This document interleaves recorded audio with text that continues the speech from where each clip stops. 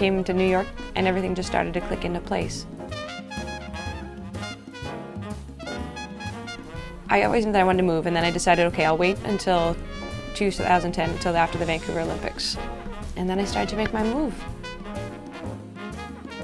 I wanted to come here to be inspired by a lot of players. I've enjoyed getting into writing more in the last couple of years, again, exploring the voices and not, wanting to honor the recreation of things, but also take it to the next level as far as what I can be doing with it. And so I always kind of got my ears up for different ideas for songs, and I find that I'll listen for a hook somewhere, whether it just kind of comes to mind, or if it's something I hear in the streets. So when I started to get the lineup together for the band, the producer, Scott Elias, just said, who would you have in your dream band? So we just started riffing on it, and, Wycliffe, Victor Goines, Ulysses Owens Jr., who I had met with the Nicholas Payton Band not too long before. Jeff Lashway is a wonderful piano player who actually gave me the introduction to Scott. Kelly Friesen is a bassist that I'd met a couple years ago when I did a tour out this way. He's just an incredible player, and originally a Canadian too, so we have that in common. Randy Johnston on guitar is someone that Scott recommended, is also on the Random Act label. And Roland Guerrero is an incredible percussionist that I also met with the Nicholas Payton Orchestra. I wish I hadn't forgotten the softness of your touch. Knowing lots about John Pizzarelli and who he was, I was hoping to cross paths with him someday. And thankfully he answered the call when we asked him to do the record. So we did a duet on one of my songs called I Wish I Hadn't Forgotten. It was written about, being far apart from the person that you love. And he plays and sings on it. There's a couple little riff parts. He gave us an idea. Why I let you go. It was great. He was so cool. He showed up in a suit and tie. Dude was just a really, really, really friendly guy. Him and Bucky. He gets that from his dad too. Solid. So, wow, with all those people in the same room, it was an incredible experience to put that together, and having all those minds in that room is really what makes the sound of some of the songs. And the front line features Wycliffe Gordon, who I first met him at a International Trumpet Guild conference in Banff a couple of years ago, just in passing, and I asked him to do the recording. Yeah, and he's a wonderful person. I played in his big band too. He's got big wings around a lot of young players. Yes, I am no angel. My wings been clipped. Ooh, I've traded my halo once and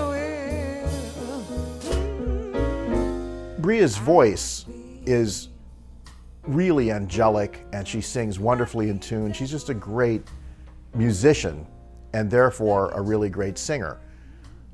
I think that the qualities that make her voice incredibly unique, though, she really manages to sound very sexy, but very innocent all at the same time.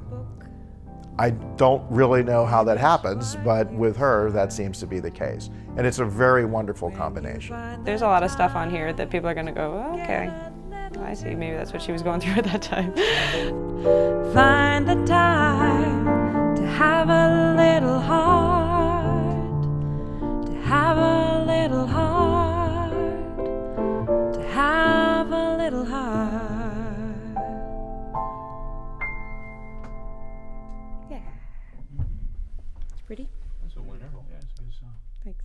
It's funny seeing her play before a live audience, because if she does an opening tune where she sings, you can tell that the audience is getting into it because, again, she has a great stage presence, she has great poise, she's obviously great looking, and everybody is really enraptured and paying attention. But then, after she sings a chorus and she picks up her trumpet, people are just blown away. They can't believe what they're hearing.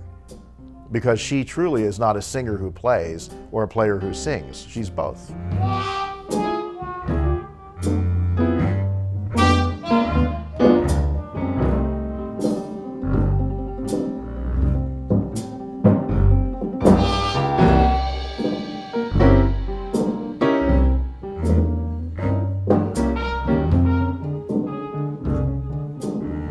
I love playing plunger trumpet. I love playing it, and that's where that song came from, was this moment where I just spent a lot of time just messing around in that key, and that was what was inside me at that time.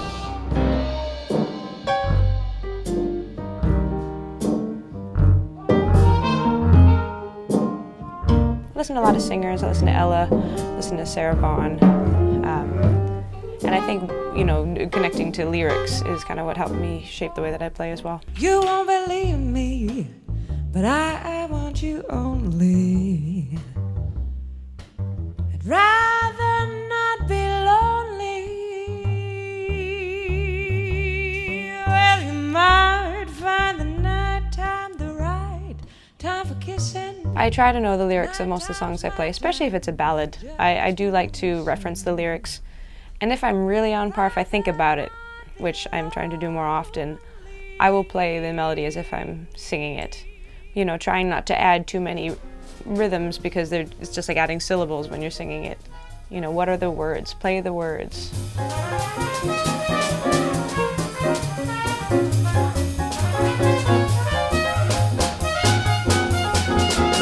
Louis Armstrong is at the center of my heart. And from there, there's a top 8. You know, I really like those players that are on the cusp of swing when it was going through bebop. And so you can hear the fire and the melody of the hot jazz, plus some of the harmonic influences that were being explored at that time.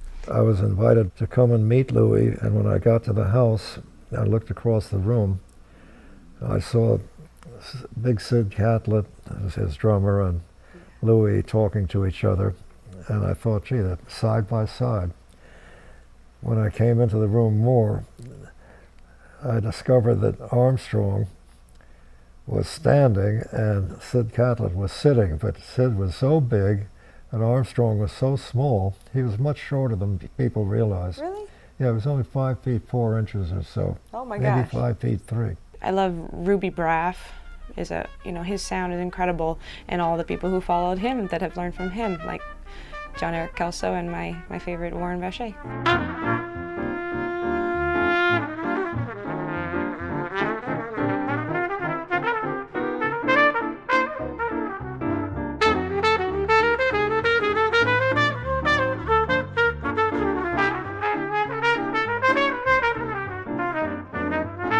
Music is definitely a language, and you can tell that because if everybody in the band speaks the same language, then we should be conversing together and having a conversation and supporting each other, or knowing when and what to say, and to say things that compliment other people.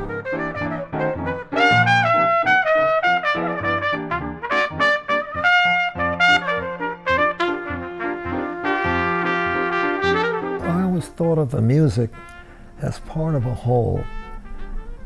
In other words, a song is not just a song all by itself, it's part of something else.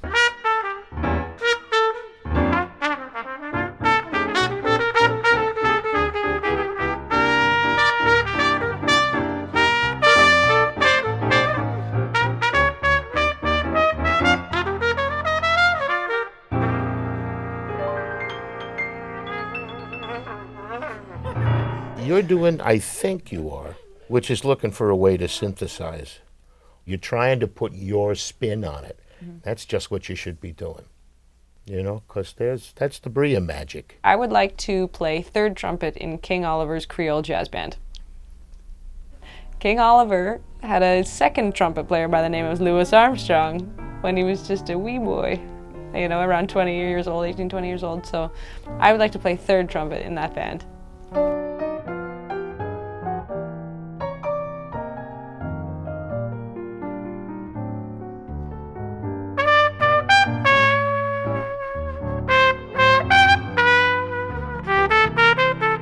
I feel very fortunate that I got to start getting into jazz with traditional jazz because it gave me a reference point of, number one, from the roots of the music going forward. So learning about the melodies and then into rhythms and then into harmonies. And I think that traditional approach is an incredible way to learn how to, especially to start improvising.